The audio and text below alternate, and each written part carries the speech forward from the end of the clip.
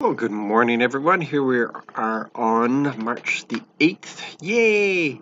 And I trust that those of you who were not feeling well last night are feeling better because we spent a lot of time in prayer for you, and we trust that it's all taken care of. So, God is good.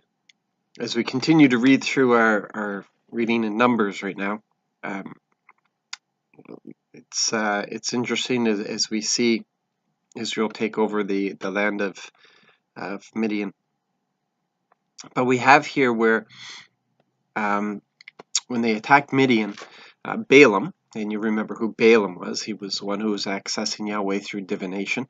How he did that, I'm not really sure, but that's what we told that he did. So it was an illegal process. And he was hired to curse Israel, but yet every time he went to curse them, he was told he must bless them. Got him fired. So anyway, then we find here that when Israel attacked Midian, Balaam was killed. And when I was younger, I thought, wow, he did everything God told him to do. But there's just one line today, one little verse that says that he gave the advice to the rulers of Midian about the women. And if you remember, it was right after we had read about Balaam, we discovered that the women were seducing some of the Israel men, and it went beyond the Israel men taking on wives, taking on women that they were told not to.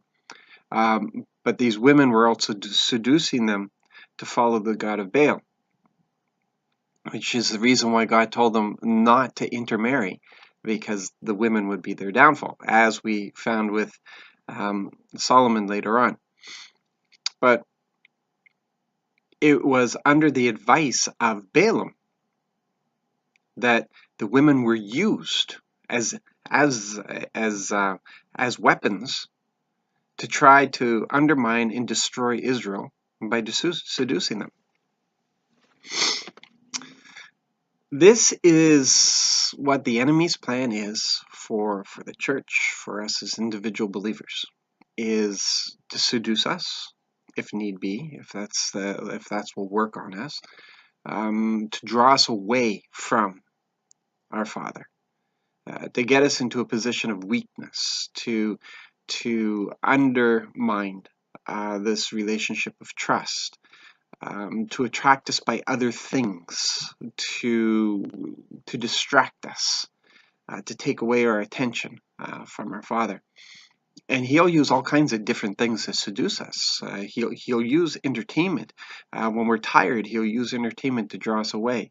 He'll use work. He'll use money. He'll use people. He'll use whatever he can. He'll use circumstances. He'll use anything whatsoever to seduce us and separate us from our Father. And that's why the Word tells us to be aware of the enemy's schemes. That he's walking around looking for people he can devour. And he devours through distraction. He devours through this seduction that he does.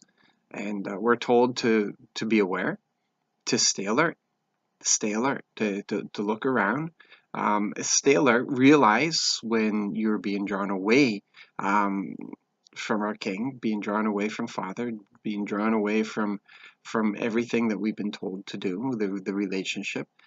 Sometimes people wake up and realize that it's been 2 years since I've really had any decent conversation with God.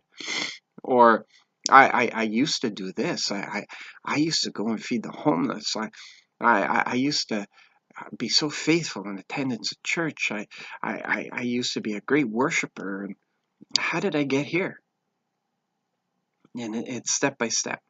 It's step by step, and he tries to separate us so that he can destroy us. Because it's when we're together that we encourage one another.